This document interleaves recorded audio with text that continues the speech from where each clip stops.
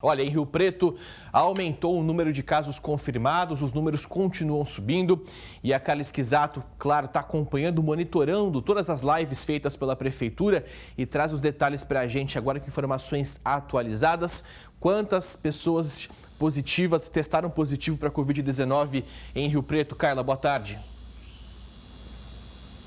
Oi, Casagrande, boa tarde para você, boa tarde para todo mundo que nos assiste. 40 pessoas já testaram positivo para a Covid-19 em Rio Preto, portanto, 2 casos a mais de ontem para hoje. O número de suspeitos deu uma caída, agora são 95 pessoas que aguardam resultado de exame. 2 pessoas já morreram confirmadas da doença. Durante a live feita hoje pelo secretário da Saúde, ele falou sobre uma comparação de casos de mortes em Rio Preto, se comparado com o Brasil e também com o mundo. Rio Preto, então, segue a mesma porcentagem. 5% das pessoas que confirmam a Covid-19 em Rio Preto acabam morrendo. E durante a live também, quem participou foi a chefe da Vigilância Sanitária aqui de Rio Preto. Ela falou com relação à alteração no decreto que fala sobre o funcionamento do Mercadão Municipal, das feiras livres e também dos serviços essenciais aqui em Rio Preto. Vamos ouvir o que ela falou. Os cultos religiosos, ele não estava no decreto porque inicialmente no estado de São Paulo tinha uma liminar em que proibia os cultos religiosos. Então, a gente fiscalizava isso com base nessa liminar.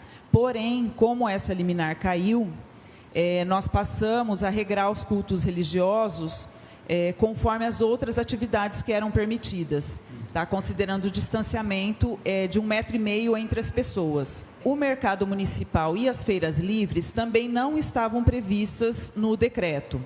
Tá? Os próprios feirantes e comerciantes, eles decidiram interromper as atividades até que a gente pudesse regulamentar. Então, a gente prevê no decreto também o funcionamento do mercado municipal com um limite de entrada de pessoas e as feiras livres também, considerando o distanciamento e também com controle de entrada de pessoas. E tanto o mercado municipal quanto as feiras livres também não são permitidos o consumo de alimentos no local. Tá? Então, aquela questão do pastel não vai poder ter na feira, como todos os outros estabelecimentos comerciais do município. Bom, durante a live, o secretário falou também da preocupação dos casos de síndrome respiratória aguda, que chegam até os hospitais, os postinhos de saúde. Esse ano, com relação ao mesmo período do ano passado, já é 4 vezes maior. Quer dizer, muitas pessoas também acabam confundindo, né? Gripe, resfriados, por conta dessa pandemia, né, do coronavírus aqui na cidade. O secretário falou também com relação às cidades do interior que têm propensão de mais casos serem confirmados. São José do Rio Preto é uma dessas cidades. Por quê? É uma cidade que recebe bastante pessoas de cidades vizinhas e essas pessoas podem se contaminar aqui e também levar para essas cidades. Por isso, é tão importante que essas pessoas continuem com o isolamento domiciliar para que essas cidades pequenas, né, que ficam aqui em torno de São José do Rio Preto, não sejam contaminadas, que as pessoas não se contaminem e lá é muito mais fácil de se propagar, justamente porque é uma cidade pequena. Ele encerrou falando o seguinte: eu prefiro pecar pelo excesso para salvar vidas, Casagrande. É exatamente isso, é isso que as pessoas não estão entendendo, Carla. É importante nesse momento falar sobre sobreviventes, falar sobre vidas que serão salvas. A gente só vai realmente ficar aqui contabilizando morte, não é isso que a gente quer. A gente quer aquela velha máxima, né? Quando a gente tem algum problema, a gente consegue trabalhar, lutar depois para se reconstruir.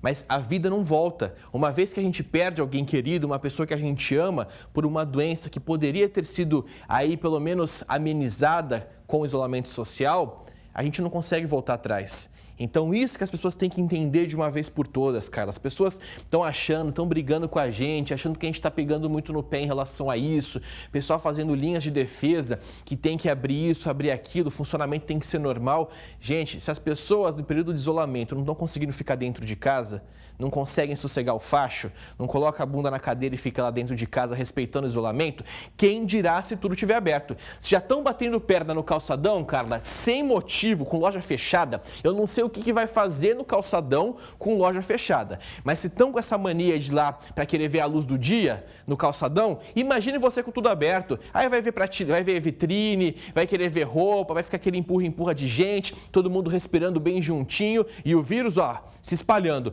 Me fala uma coisa, em Rio Preto, como é que tá o calçadão aí? O que você tem visto, as equipes têm falado para você? Movimento no calçadão também tem tido muita gente batendo perna por aí, Carla?